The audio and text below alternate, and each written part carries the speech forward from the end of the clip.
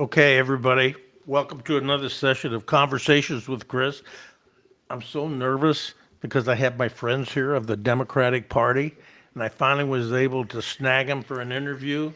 So this is going to be a really, really good interview, and I'm going to say up front that Marianne and Jody are good friends of mine. But, let's just start talking. So what I want to do is I want them both to introduce themselves, and then we're going to talk a little bit. Both of them grew up in this area. Both have been longtime Democrats. And it's an interesting thing to talk about how that happened in a county that is so red. So, Jody, why don't we start with you? Just a little bit about yourself growing up and how you stayed a Democrat. Well, I'm Jody Gaulin. My maiden name was Guy, and I grew up in Seneca, class of '76 at Seneca High School. And I was very interested. I was one of those student council types in high school, leadership types. Went to Girls State and Girls Nation, American Legion sponsored programs. And that's what really got me interested in depth in politics. And I ended up majoring in political science and minoring in business administration and math at Winthrop College. Now it's Winthrop University. And I married my college sweetheart, and we lived in Seneca about a year and a half, then moved to Anderson for about 10 years, and then came back to Seneca. How I got to be a Democrat, I think I might remind everybody that everybody was a Democrat in this county for a long time. When you look back, it just wasn't cool to be a Republican. It's because of, when FDR died, when Roosevelt died in the Depression, my grandparents and my parents and children, their children, which my mother, lined the railroad tracks as that train went through Seneca carrying Roosevelt's body, weeping because of what Roosevelt did to get them through the Depression. And these are farmers. Both my grandparents, sets of grandparents, had little cotton farms where they leased land, or in my dad's case, they were sharecroppers. And one of the things that has always been emphasized in my family is stay engaged, stay involved. So I identified as a Democrat. And when I graduated from Winthrop, I went to work for J.P. Stevens and worked there for 28 years. And I have to confess that for a short period of time during my work in management in corporate America, I tried to be a Republican. I tried to be a Republican. It wasn't easy, okay? I considered myself a very liberal Republican. Well, yeah, because you were probably a minority at work, weren't you? Yeah, I mean, you just hear all that kind of stuff all the time, and it's for the Republicans consider themselves better educated and, more in tune with the corporate goals and that sort of thing. But the Republican Party moved so far to the right and really made an unholy alliance with Christian conservatives. Okay, I agree. But what year are you talking about? I would say, this is late 80s, early 90s. Okay, all right. So and that's a good point to make, because I want to say something about that when because by bringing them in with the social issues, and I can remember talking to a cousin of mine who happened to be a Republican, and this would have been in the early 2000s, about this unholy alliance. And not that there's anything wrong with being an evangelical Christian. I mean, I'm a Christian. But to bait on people's fears about social issues and trade loyalty for one or two social issues to selling your whole self out economically was something that I just didn't agree with. And my cousin and I were talking, and he said, this is going to backfire one day, and it has. So that's why the Republican Party, in my opinion, is in such disarray, not just at the local level, but at the national level. But I'm here to talk about being a Democrat. So I came back to the fold, and I was not real active in the party itself until I retired, and that was in 2017. Okay. So we'll step back and, because there are a couple things I want to talk about those years. But Marianne, now, everybody needs to know, I met Marianne first, and I met Jody through Marianne. And as if people know Marianne, she's pretty tough, which for me, it was like, I think I found my second wife. Tell it like it is, and we became good friends, and I always enjoy talking to her. When I hear her voice, it just perks up my day. So let's talk about you growing up and what made you decide to stay a Democrat or be a Democrat. Well, I don't know if there's any one thing that made me. I tried being a Republican. I voted for Ronald Reagan, and the economy went bad, and I lost my job. But I found another job, luckily, But I don't know what made me a Democrat. I guess what brought me off the sofa was Trump. I never felt like I needed to be involved. I never felt like I needed to call my legislator or call my senator. I never felt like I needed to do anything, but I retired the week after the 2016 election. So I sat home for a year and watched TV, and then I had to get out. I think Trump and all the BS was making me sick. I mean, mentally ill, physically ill. And so I went out and knocked on the blue door at the Democrats' office, and that was in 2017, and I keep going back for more. Okay, so my first vote was for Nixon, and I wasn't active in politics. It was like, my parents were very conservative. I didn't pay a lot of attention to it. And that was when McGovern was running, and everybody was McGovern, but I was Republican. So I graduated from college, and then I got in. I started working for GE. Everybody, there were no Democrats, okay, but I didn't really think about it. Then we got into the 80s, and then when Clinton was running, Bill Clinton, I started listening. It was one of those things where I kind of like, well, he's making a lot of sense, and I'm like, no, he's not. I got to, no. But then we got into 2000, and I voted for Bush. And both years, I did not like the second part of the Iraq War, but I started finding out the WMDs were basically, fake. Right.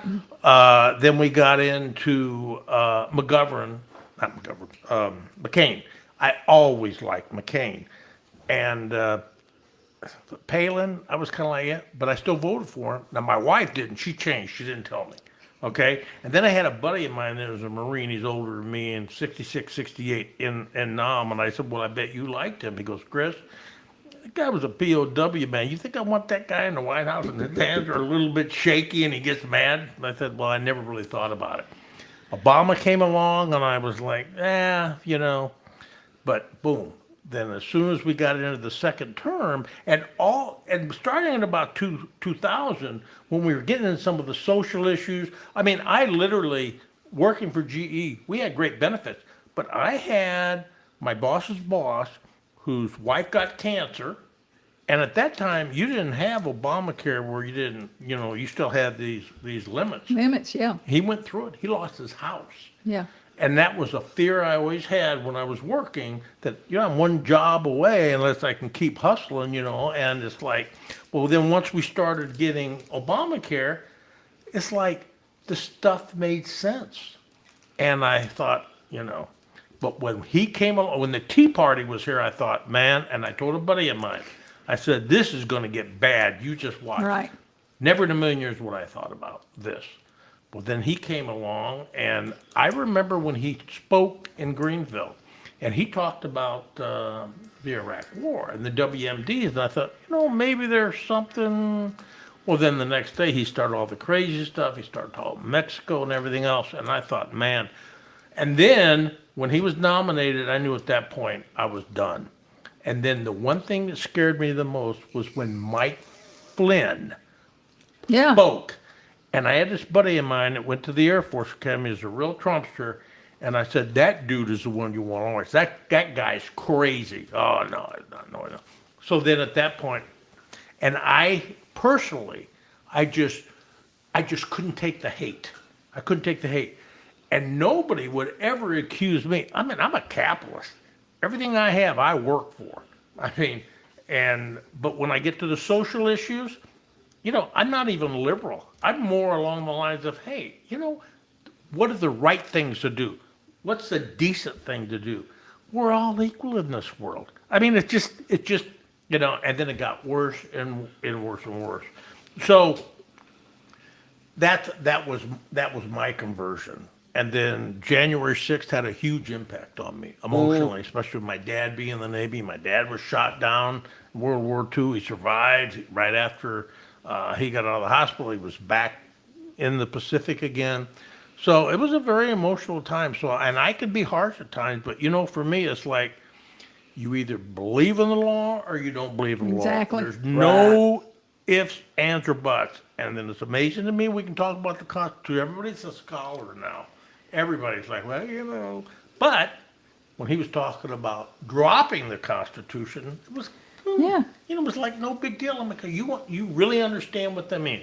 So, anyways, let's talk about these local issues. The one thing, and because I'm not familiar, I've been here 17 years. I moved 11 times in my career, and I've seen a lot of different things.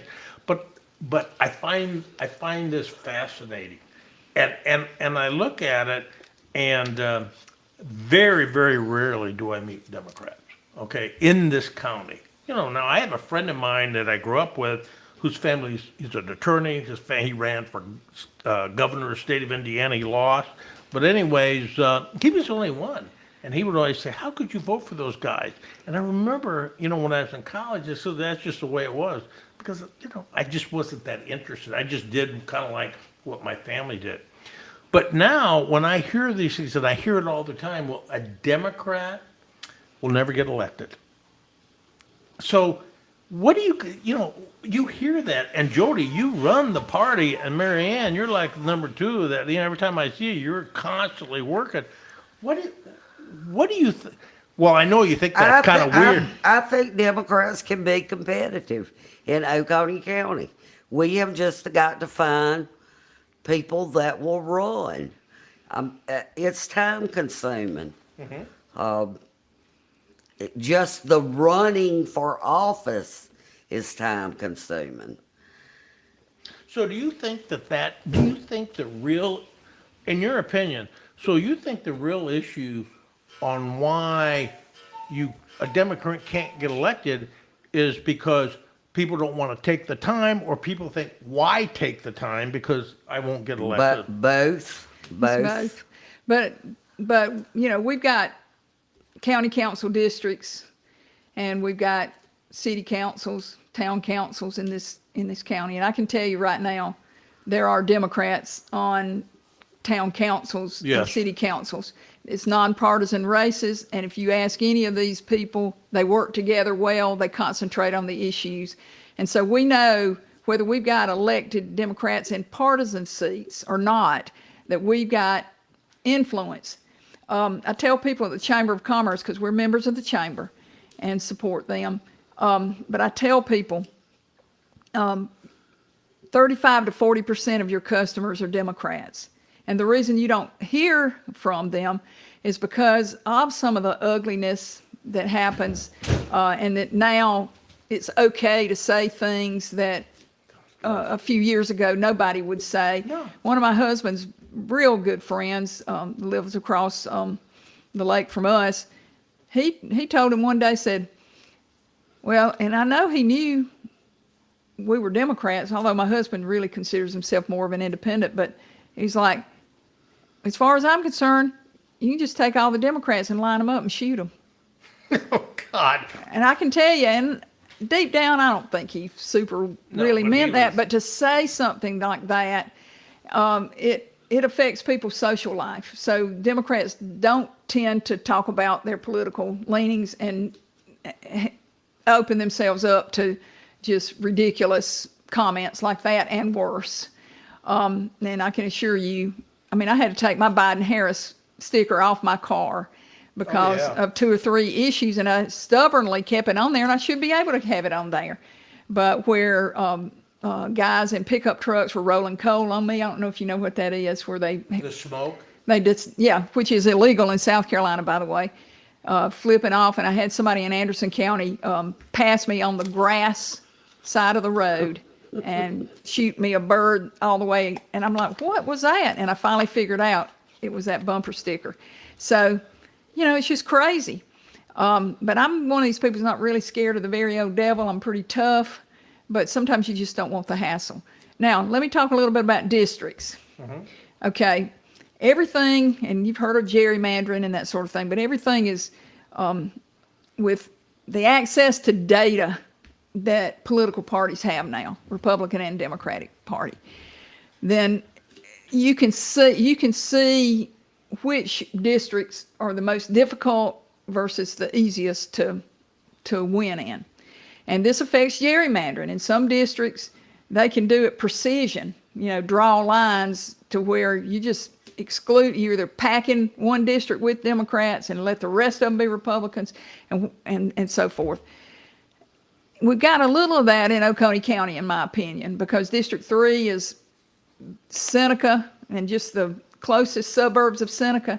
But then I'm in District 5, okay? It goes all the way to the Georgia line, Fairplay and all that, across to Earls Grove, across to Friendship where I live, and then to the Ravenel area across the lake from Clemson. Well, there are a good many Democrats in that area. There's a good many Democrats in Friendship, but my voting strength is stripped because of, you know, the more rural conservatives. So we know that some districts are more feasible to have a Democrat win. I think we can get a Democrat to win in 2026 in the city of in the Seneca Council District 3. But not before. Well, doesn't come up till then. Right.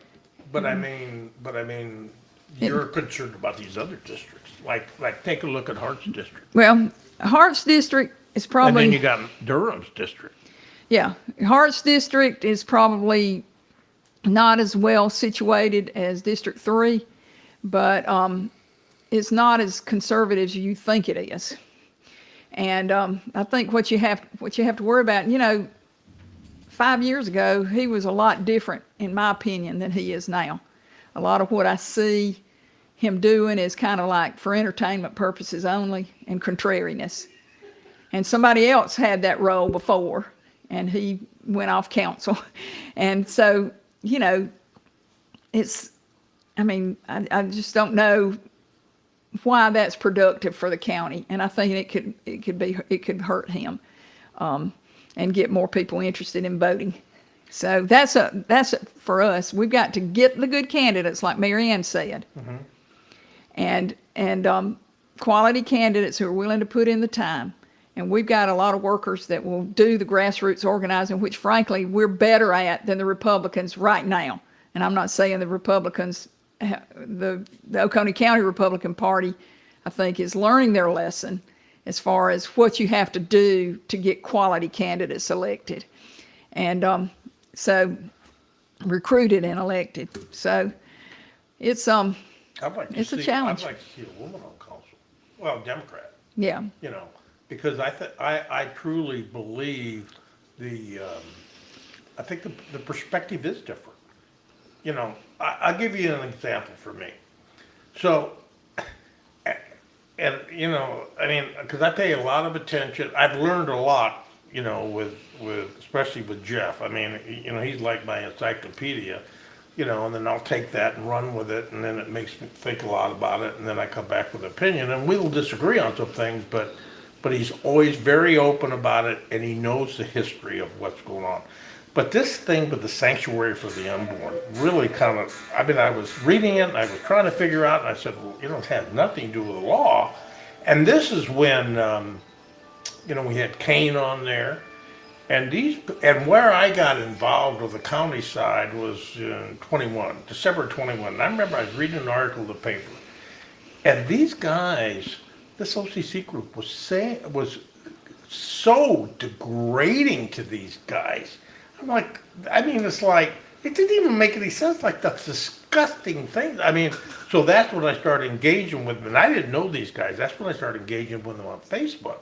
And I thought, okay, and boy, they come after me like wolves, you know, but I thought, hey, this is great, man. I'm pounding on them, and we go at it. Then I'd write my letters to the editor, and then I met Randy because he liked it. And I said, well, you know, I don't like to be bullied, and I don't like this hate crap, because it's like when you take Elliott, Davis, and Kane. I didn't always agree with them, but it's like I never they might Republicans, but you know, you never heard them throw the weird crap out. It was like, we got a county to run. Exactly. We got Right. people coming in. But see, they went and they were trained in how to be radicals, you know. Yeah, and that's a tactic to get at the Right. local There is level. no doubt that there was a team of people who got trained by radical right-wing groups that took over several parties in the state. This is very strategic. I mean, when you pull out this 6-page document that's written by somebody, some lawyer or something, and try to get it passed in Oconee County, I mean, I just don't picture Oconee County people just sitting there writing all that up. You know, and so, and that night, I'll never forget, I was there and spoke against the sanctuary. And the last thing I said was, if you post those signs, then welcome to Oconee County Sanctuary for Life. You might as well also post, we cast the first stone.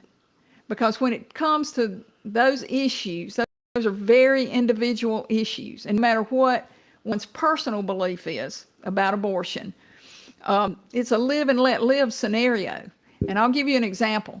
On the front page of the Seneca Journal, it's probably been 4 years ago now, there was a nice couple and they had a child, and they were telling their story.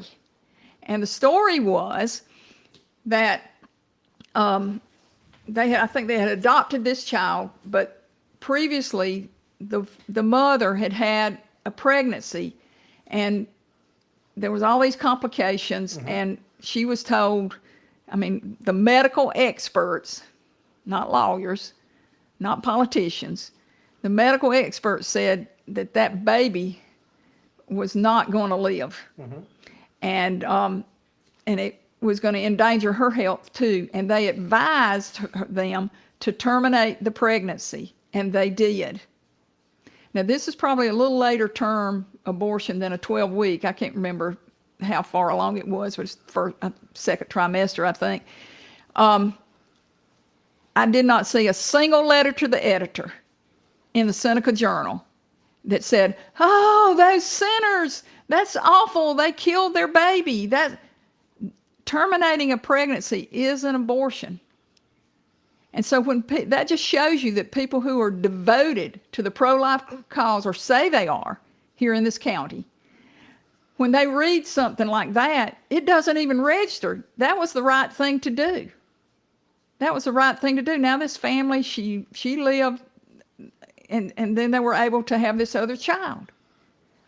Well, I can see those things over and over again. Of course, in high school, I was in high school during Roe versus Wade, and I was one of the propeller head type, you know, goody two-shoes student council girl, and I was up on the issue, and we had debates in our history, 1973. in our history class, and our teacher had us debate, and one person did the viability, which is what it's about. It's about viability, and that's the way they ruled on it.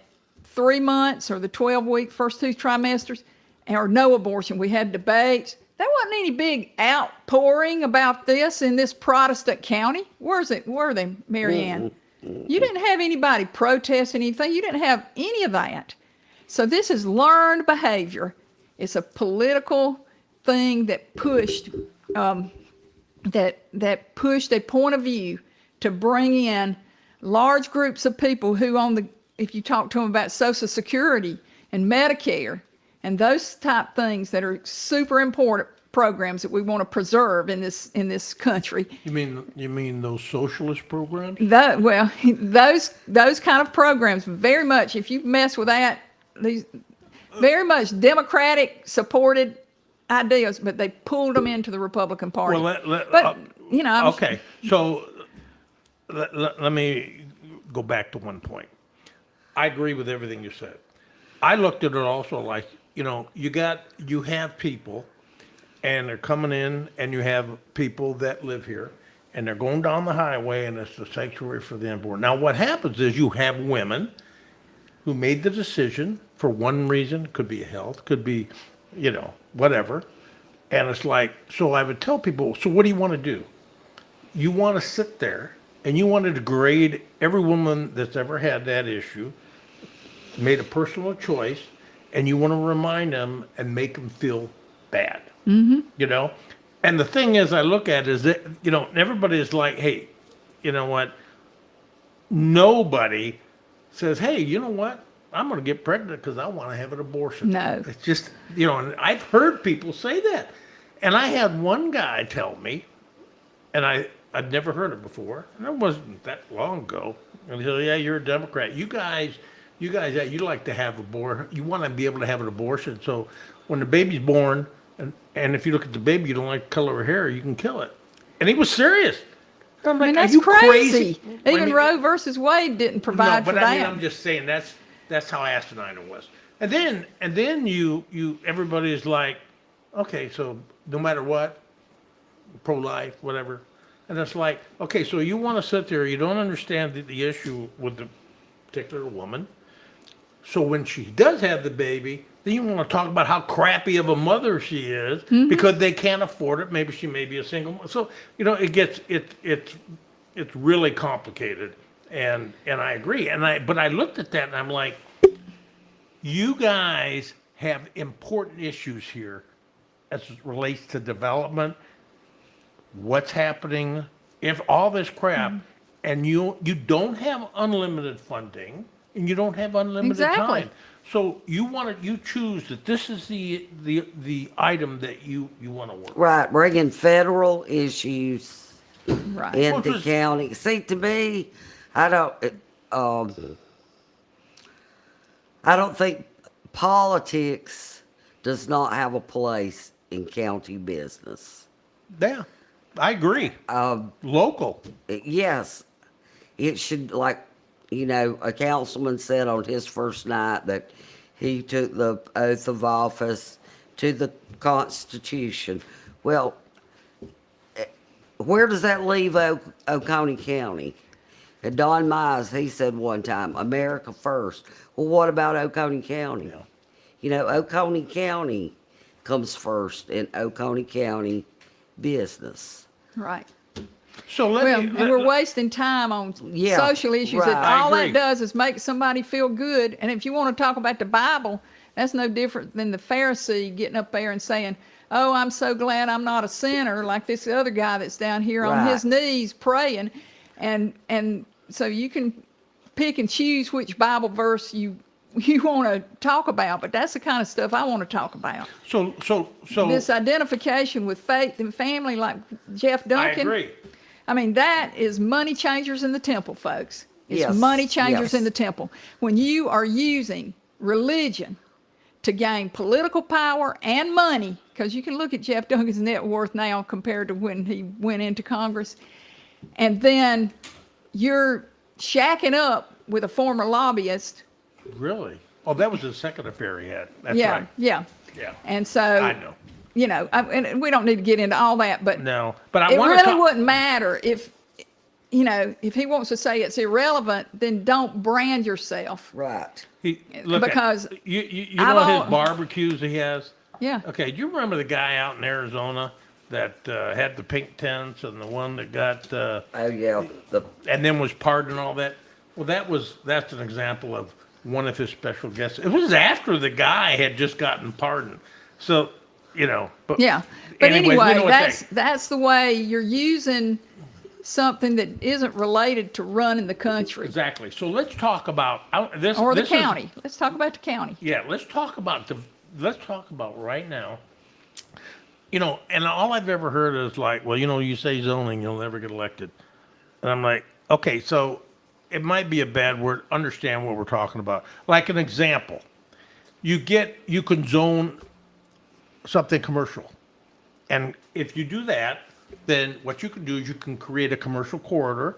You can save money when it comes to infrastructure from electrical grids, whatever. Not to mention, you have places like distribution centers. Well, if you don't do things like that, then you have distribution centers spilled over into residential areas. Now you got kids getting on school buses, you've got kids riding bikes after school, and you got these trucks coming in, okay? So we have talked about this for a while. And one of the things that I've said, and I had this I started talking about zoning and planning back in '09, and literally I had my life threat. The guy got arrested, and he got PTI and all that crap. But now, what we're seeing, and that's what I find very interesting. People now are seeing exactly what we're talking about. Yeah. This thing has flipped on its head since last November. I mean, all of a sudden, I mean, you go around this county and you see all these places popping up. And people are now chattering like, oh, you know, what I find most interesting is when you talk about zoning, they'll say, well, I'm okay with bottoms up zoning, top down. And I say, yeah, everybody's okay with bottoms up because you got to get your neighbor, and they got to be contiguous so they all agree. But what's going to happen? You never get anything because nobody agrees. So that's why. But top down zoning and planning allows you to look at a comprehensive plan, figure out what you want to do. Well, now all of a sudden, this thing is just, I mean, and I tell people, they think we're talking about development standards. Mm-hmm. I think it's too late. What do you guys think? What is the impact you're going to have now? Well, we're way behind times on it. Big time. Yeah. You know, growing up around here, you know, 123 bypass was the bypass of the business district. So now, of course, it's unplanned development, all these for the last 50 years, and it's not very attractive as a corridor coming in. And the traffic, I mean, people are complaining, conservatives and Democrats, about the terrible traffic, okay, and all of these issues, but then we're against telling people what to do with their property. So we are behind times. I don't think it's entirely too late because on residential development, and that's where I think we're seeing conservatives and more liberal people, moderates. A lot of that land's already been bought up. It's already in the Exactly. LLC. And like the one thing that I think that's freaked people out more than anything else is this 130. Now, you've got a majority leader who last year went before council when he was suspended. And it's like, you know, we got the only ones that want to take our property rights are communists, socialists, and globalists. He said that. I mean, besides Who being said that? Matt Durham, Yeah. you know. Well, he's getting fed that. Well, Marianne talked about the nationalization of these issues and to use those kind of terms. Be very afraid, very afraid. Socialist and communist and globalist No, is the last thing I that we need to worry understand. about. But that shows his mindset. Well, that so just shows- then right, I talked to a Republican the other day at the town hall, and we had a wonderful conversation, and it was about development. Mm-hmm. And I said, you know, the ironic thing to me is that we have a segment of our population that is absolutely against any development standards or telling people what to do with their property, but they hate lake people. They hate the development around the lakes. They want something done about the traffic and the growth. They don't want to help downtown businesses because, hey, and that most of them aren't even owned by local people. And this is straight out of their, what I used to call the manifesto, but it was before 2 years ago, before the last municipal elections, there was a paper published by the OCC that said conservatives believe and Democrats believe, and you know that was they also were the one where they didn't believe in equality and diversity. they right? were and they were Yeah. condemning condemning Democrats for supporting businesses. Now, is that not upside down? Exactly. So, but you can't say, I want to tell somebody else what to do with their property, but don't tell me what to do with my property. I mean, it just doesn't make sense. Planning, zoning, the planning process, these are tools to use. Right. They're tools, but you've got to be able to apply them in a thoughtful manner. I mean, we've had public hearings about our comprehensive plan, but it gets thrown on a bookshelf and never looked at. But these are tools that we can use to help some of these situations, and it's something that Democrats and Republicans should be able to work together on. Do you know what? Do you know what United Nations Agenda 21 is? You ever hear of it? Mm-mm. Okay, I didn't either. But that comprehensive plan, when you read that comprehensive plan, what a lot of people don't realize, I mean, I started looking at it a couple weeks ago, and it didn't take me, I mean, I didn't, 250 pages, but you can skim it, you can get the points. So one of this is data. The majority of Oconee County citizens want zoning. Right. Want planning, affordable housing, green spaces. Yeah. Okay, now, you have the planning commission that's stacked, you know, with people like David Nix. Yeah, And the author of the manifesto, by the way. Yes, yes. Okay. So Nix said he didn't like the comprehensive plan because it was like the United Nations Agenda 21, which is an international. Now, let me just tell you, it's really easy. No. Do you know what United Nations Agenda 21 is? These developing countries want clean water, Right. clean air, and they want good land so they can produce enough food to feed their people. Yeah. And that is what he's against because it's the government telling him what to do. And I was, you know, of course, I'll dog him. I'll say, well, that's about the stupidest thing I ever. I mean, come on, guy. Really? First of all, it has nothing to do with a comprehensive plan. No, nothing. But the point is, where I missed the boat all these years, well, this came out in 20, is that the majority of this county wants those things. Now, how do you square that with where these guys are going? Because, like, for an example, I am pro-growth. I mean, and I like, well, because my wife's happy that way. You know, I like the stores and everything. But I'm telling you what, you get into Charlotte, where I moved from, you get to Texas, where I moved from, you look at Greenville now, and you look at Woodruff Road, where they're spending over $121 million on Woodruff Road, and it's just a Band-Aid. Well, you go someplace like Austin, Texas, you will never stop developers. Now, every developer is going to make a buck. They just don't have to make as much if they're following things. Exactly. You can have high growth counties and cities and not totally just scorched earth. And what has happened in the last year, it's almost to a year, because it happened just at Thanksgiving as I was talking about this. We literally had coming out of the dude that runs the planning, that takes direction from the planning commission. Yeah. Coley or Coney? Yeah, Coley. He was quoted in the newspaper as they had just approved a subdivision, and this guy's a planner out of Charleston, I think, so he knows what he's doing. Now, he's hampered.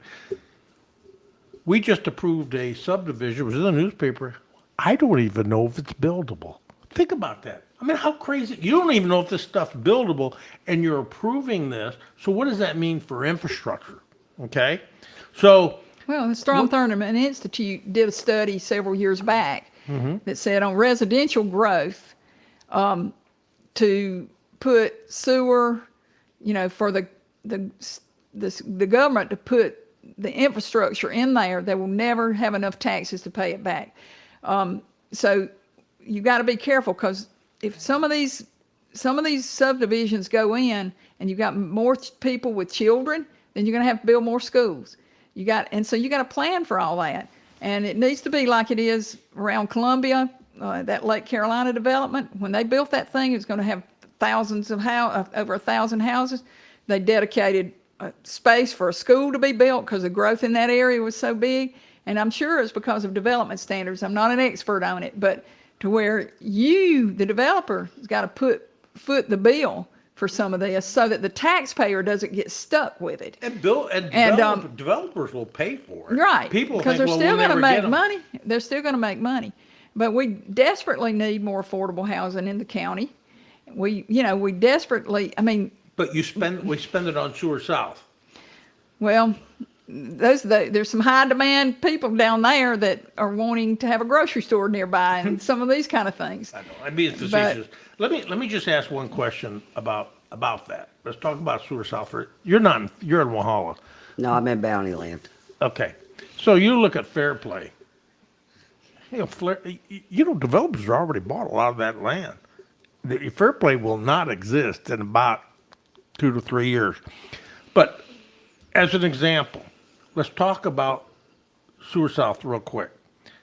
I'm okay with Sewer South. They were talking about jobs and all that. Okay, that's fine. I think a lot of maybe light manufacturing.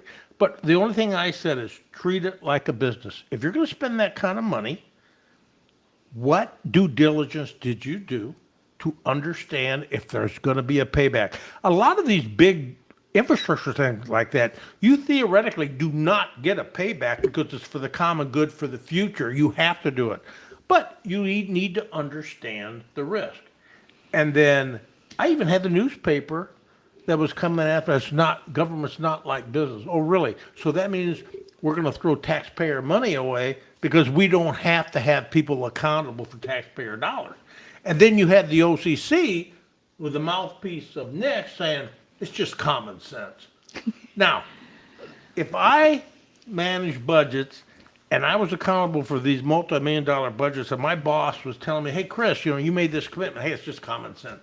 I'd have been fired. Okay? So as a consequence, we're losing everything else. We're not doing the affordable housing.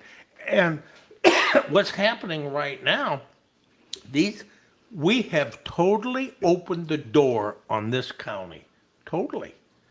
And they can do whatever they want. Whatever they want. And that's what's happening, and you're seeing it happen. But when you look at this, why, I think a lot of what you guys are doing. I'd be so disenchanted, because we know what's right. I mean, and I'm biased. I'm biased. But why there's no Democrats showing up at council meetings, raising hell? Why don't? Well, what should we be raising hell about? Tax dollars? Why are you doing that when the comp plan says we should have green spaces, we should have zoning, we should have planning? Not only that, we don't even know what the hell you're doing with that money, and you just put us into debt where you're borrowing $25 million. As a consequence, I'm going to be paying $45 million back. What the hell is going on with you guys? Can't you? We're taxpayers. I'm being facetious, kind of. Well, I attended a meeting in Fair Play 5 years ago. It's when I was running for office, and listened to a guy who's big into real estate there, and people who live there in some of the lake communities, as well as the kind of term Fair Play residents. Mm-hmm. And there was a lot of support for sewer.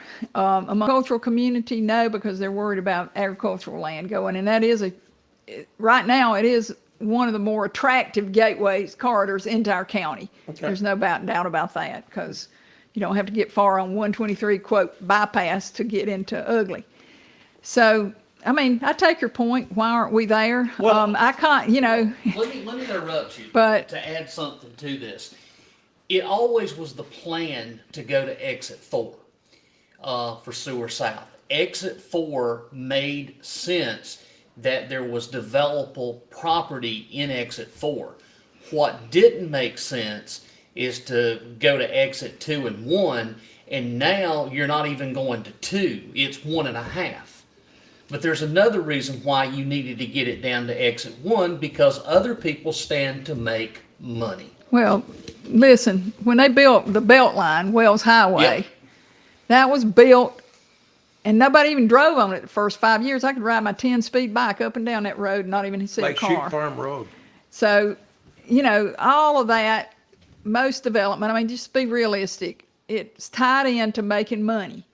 So but you also have people down there that are living on the lake already, and they want convenience also, you know, and they'll speak out about having a grocery store or whatever, and they'll speak out about getting, is it 182 that runs it? 182 the Oakway.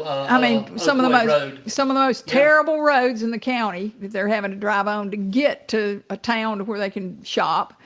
Just, you know, But when you listen to what Jeff said, okay, Exit now, 4 so, is the developable property. 2 but- and 1 has no Right. developable because it's owned by the Army Corps of Engineers. That's So- the difference. so, but think about that. That could be put on one page and they say, hey, this is the reason why. Well, then it would shut a lot of people up. I'd say, well, you know what? I understand that makes sense. I might not agree with we should do it, but it makes sense. It's the hiding. And I think that that's the advantage that you guys would have, you know, is coming in there and I mean, at a local level, you have a lot to offer, I mean, it's like the difference I see in the approach and what you talk about. I think there's a lot of hard thinking, and before you come up, it's not like constant dramas. Like, oh God, I can't take it. Just here are the facts, and oh, by the way, we have pocketbooks. You know, you think I'm going to spend that kind of money? Why don't we do something like this? We need jobs for our kids. You know, I'm a woman. I got friends, they want better shopping, but they sure as hell don't want asphalt and cement everywhere where it's constantly, especially with the temperatures rising. Think about what that's gonna be. So the only reason is I'm making that point is I would like, but I look at the other side and you look at the ugliness that you see from a couple of these people in there. I've wanted to go in and talk about some things. I made presentations to the planning commission a couple of times, and then all of a sudden I'm a Marxist. So it's kind of like, hey, but I would like to see something where if well, you I think could that's get an something- area where we could improve. It's not. But I'm not you know, criticizing. yeah, I mean, You know, I'm not. I'm not criticizing at all. I just enough. think it's good. I think there's good. When I was at the other night, when I went to that social, you know, I saw it was different. People cared. I listened to people. They cared. That one guy, Keith. I mean, he you could see the passion for what he wanted for the community. And then I talked to your husband. You know, they really cared. well, I mean, that's what one it gives reason. me hope. That's one reason I decided to do what I'm doing here and Mm-hmm. meeting with you, because to a certain element of the population here in Oconee County, we are the commies, the killers, I mean, just unbelievable stuff. And I don't really worry about that, but I don't want to hassle with that every day. Okay. No.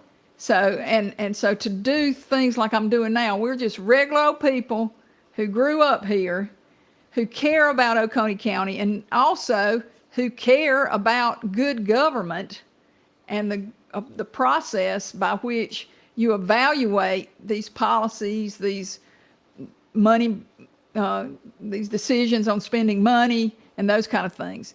Well, you know what? Whether you Okay, you were in corporate America. Yeah. I don't find very many communists in you know. Well, that's what I tell people, and I've told some of the conservatives that I talk to. You know, I'm living off my 401k and my, you know, just like anybody else.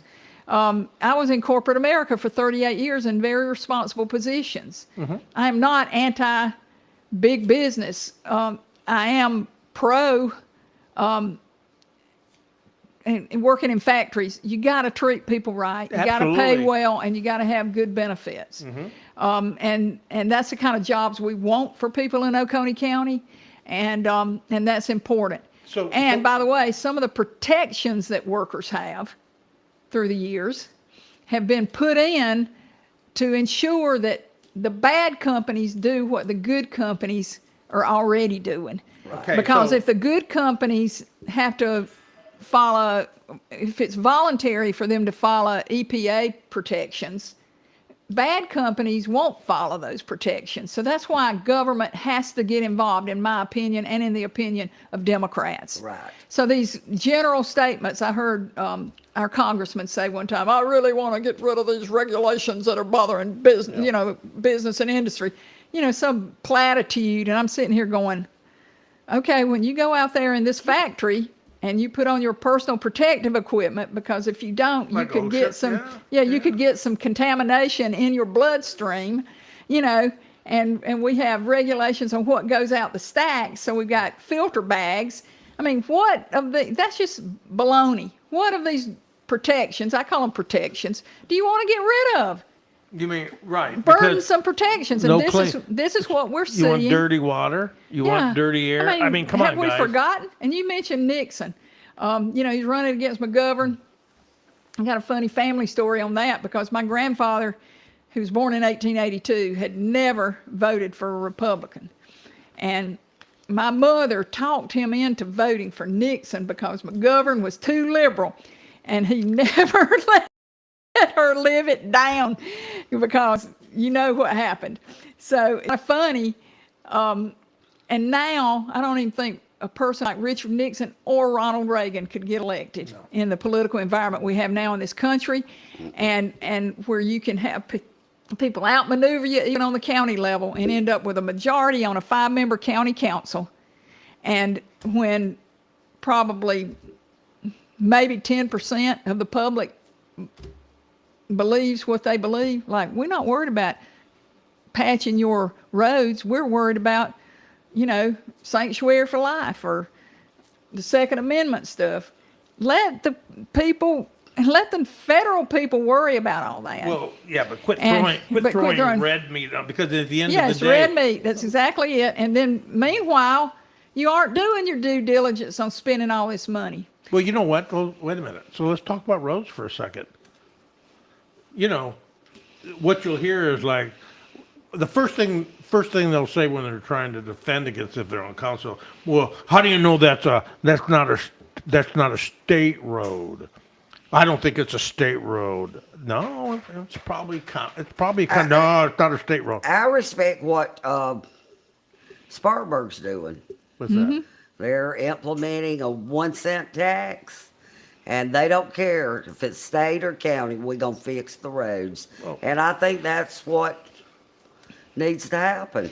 York County did that a number of years ago, and it's a temporary tax until specific projects are finished. And then it is not renewed unless the voters renew it again. And what these counties that do that have found is that when people know exactly where that money is going and they see the results of that money, then they'll support a tax increase. Right. And that will die on the vine when there's no more projects and it's not renewed. But I think you both agree, because you've been around long enough here, roads are really a hot button. I mean, around here. Yeah, and the they excuse are. is, Chris, you hit on it. It is very complicated to find which roads are going to be next on the list for being repaved. And they're charged. You can go on the county website and you can figure some of this stuff out. But even then, it's still kind of vague. You'll see that they're scheduled, but you don't know exactly when. Right. And the different and we've got subdivisions in this county. Back when the legislative delegation ran the county, it's before home rule. First election I ever voted in, was for the sewer system when I turned 18, and home rule. And home rule passed, and it said, no, we're going to have a county council that's not just a little figurehead, but you're going to choose a county government and let them run the county. But before that happened, the legislative delegation decided it. You go to some of these older subdivisions, Bayshore, Lord, I was riding in one just a while ago. They've got white stripes on the side of the road, yellow stripes in the middle. Those are state roads. And Thomas Heights is that way. So then you got to depend on the state to repair those roads, where our county has kind of kept up with a 30-year, I think it's a 25-year cycle on repaving roads, on the county roads. So, and the state wants to give these type state roads to the counties, but the counties are saying no, and wisely so. And the reason they're saying no is because when the state says we'll give them to you, and then we will allot money, state tax money, back to your county to pay for the maintenance of them. But they said that about schools. I mean, it's in the Constitution and on full formula funding, but they pass some little bill every year that says, no, we're not going to do full formula funding for the schools because we're going through hard times. It's 2008. And then you never go back to do it when you're flush with money. And so the schools are underfunded across the county and across the state.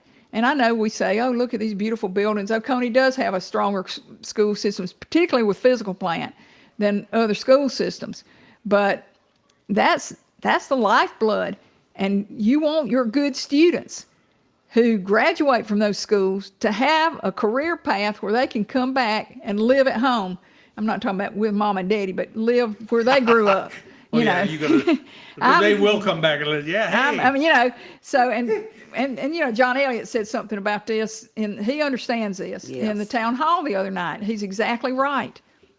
But anyway. Well, wait a minute.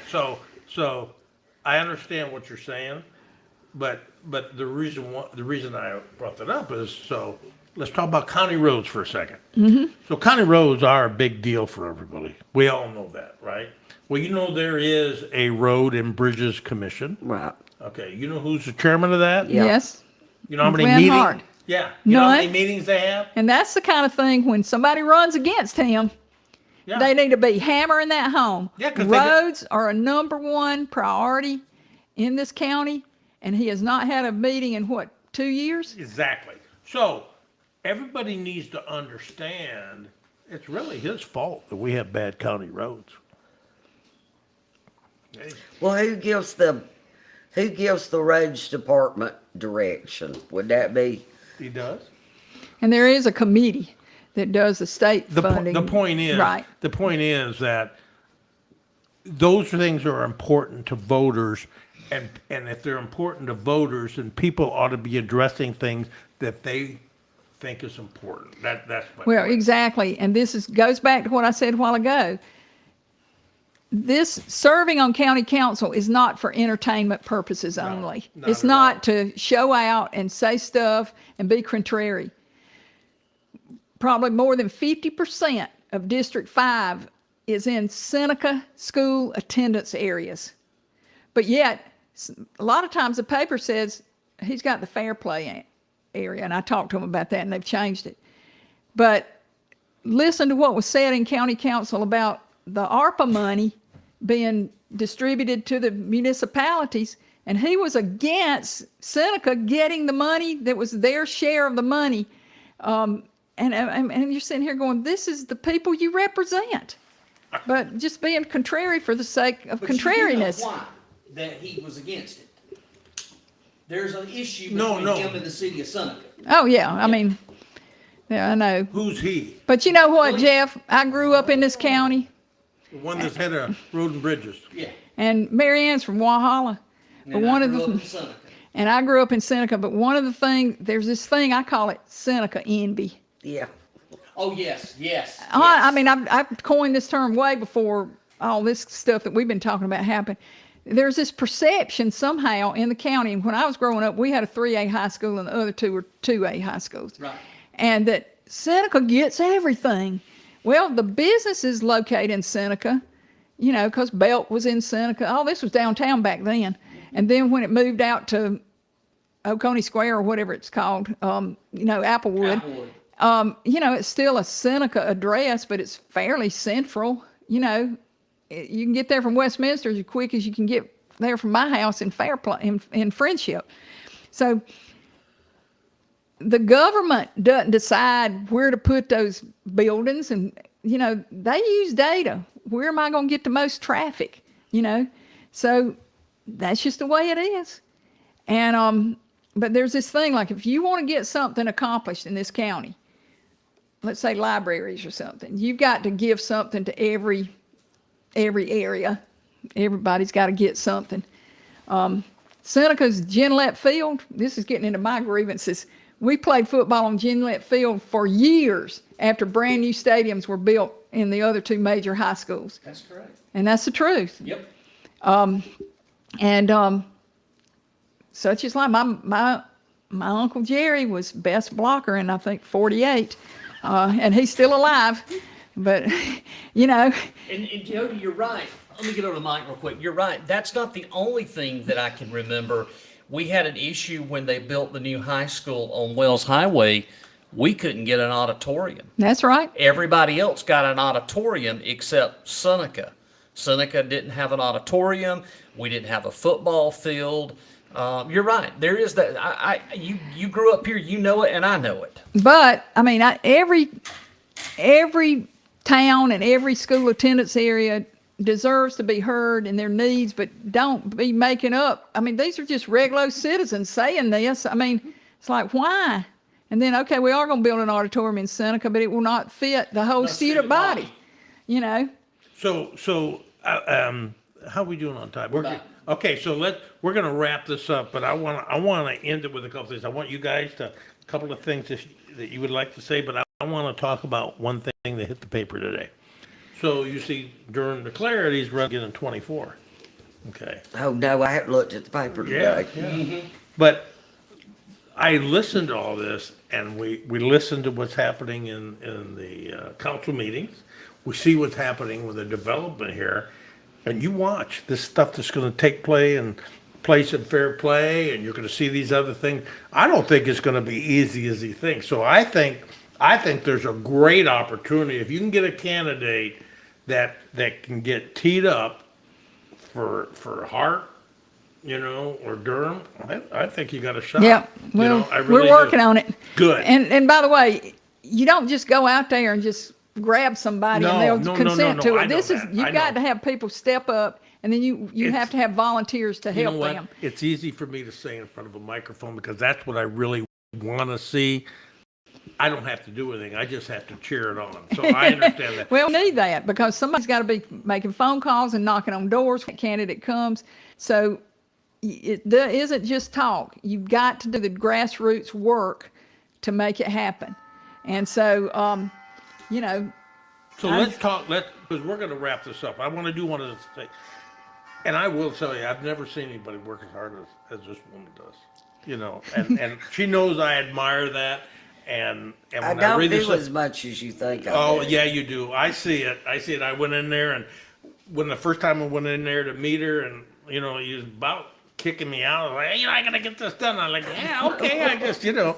But anyway, I want to end it with: is there something you want to get into this interview something that matters that you want to be heard on this? Because a lot of people are going to watch this. I want everybody to get out and vote.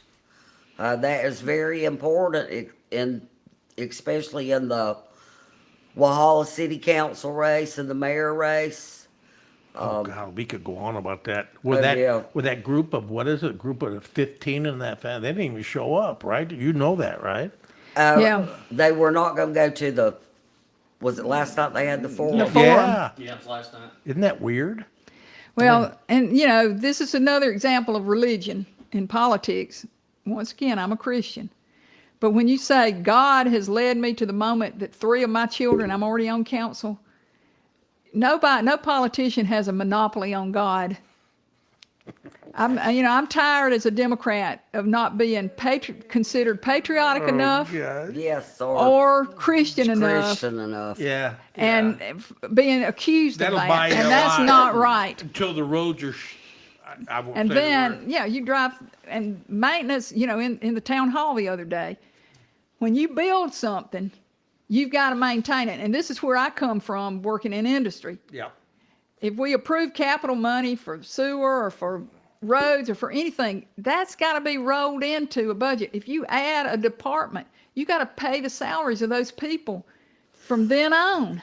Okay? Not just half paid. When you give 2 or 3% raises annually to your employees and you never move the salary grades, I mean, that's not running it like a business. And by the way, there's not a profit motive, and you know, and we're counting on growth to increase revenue. We've got all these people moving down here, there's 50,000. Oh, you mean This is- not up here or from over there? It's down here. Well, Right. that sounds bad, I know. No, it doesn't. But why I'm do down. people My wife's from Greenville. Though. why do That's people halfway. relocate to Yeah, South Carolina? I know. Low taxes, I- low cost of living, relatively, although housing prices are going up. That never entered my decision. A lot And of it had to do beautiful. with their family. Yes. It's Beautiful. beautiful around here. Geography. It's and beautiful. I love Southern accents. It's weird, but Well, that- you got two good ones right here. Yeah. But it's My beautiful. wife's is every bit as But here again, you've got, once you're here, you've got to be willing to have good government in the county, and that affects your schools, your roads, and everything. And everybody ought to be pulling together on that. You're right. And I want to. Okay, so before I end it, I do want to say one thing because I want to tell you a funny story because you're right about the maintenance. But when I was running a call center, one of the problems we had an outage and it was horrible. But it was good for me because I finally was able to get a generator, an industrial generator for a 5-story building. It was like $800,000. I could never get the money. Well, my boss caught so much hell, I was able to get it. So we got it. I was so proud. I took pictures of it. I was like, I got the best generator. Blah. So, anyways, I moved on to a different job and had my office there. So this guy took the job, and then what GE always did when times got tough, man, you cut everything. Okay. So we had a snowstorm, and the guy that took my job was out of town, so my boss said, hey, listen, I need you to cover it. I said, all right. So I got into a meeting, and I had like the staff that I used to have, and I said, all right, guys, let's go down through the list. I said, at least we got the generator, because I know we got gas. And I was just joking, like, and then I looked up, and they were looking at me like this, and I said, oh, are you kidding me? the tank's empty. They cut. We had a truck that would come once a month. There was a deal. They kept it topped off. Blah blah. They cut that 6 months ago. They didn't have gas. I had 2 hours till the storm was. We finally got it. But that's an example where, hey, this is great. And then people make stupid decisions, just like the rock quarry when they weren't doing the maintenance. And Yeah. Yeah. you can fix stuff early. But boy, once it gets big, that's a very expensive. Preventive maintenance, and I've put in many a preventive maintenance program and had PM auditors going auditing behind Exactly. the So you PM understand people. that. I know all about that. Okay, and so- once again, I'm a little tired of being considered a communist. We do not have. Well, that's because They don't it's even know better what to be to- called a Marxist. That's better. No. Marxist, and then I look at it, that's a communist. Okay. So, but rather be, Well, they don't own rather the be means of dead than production. red, right? Yeah, They there don't you go. know. Oh, wait a minute. I'm not advocating owning the means of production. Yeah. But I'm not advocating getting rid of Granny's or mine. I'm 65 now. Social Security. Well, okay, so we'll end that, but here's the funny thing. So I had people in my neighborhood that were right up on Bonnieland, and they were going ahead and trying to cut Obamacare and other things because it was a socialist program. Yeah. And then I said, so what do you think Social Security and Medicare? Oh, no, that's not. I said, it's a government program. What do you expect? We all Yeah. like it. Well, I wouldn't give it up, but that's not socialism. I said, yeah, depends on what you think. Exactly. So anyways, as we wrap this up, I do want to say, this is great. I've been, and you guys know, I've been chasing you guys around the county. You had to go somewhere, and oh, Marianne, I'm so busy, I can't lie. And I said, come on, Marianne, all right. So then I got you cornered. Then she tells me what sounded like we're having a Halloween party. So I come up there, and everybody's sitting around, and I thought, oh, you didn't tell me it was going to be like this. But it was good because I finally got on your schedule. So thank you guys for coming. I want people to really listen when this interview goes live because it shows that you guys really care. We don't need labels. You either love our country or you don't love our country. You either love your neighbor, you don't love your neighbors, and you either care about everybody or you don't. It's really that simple. Right, exactly. So I want to thank everybody for watching this. It'll be in the evening, and we got another one coming up shortly. It'll be a surprise, but this was great. Thank you so much. Thank you. Thank you for having us.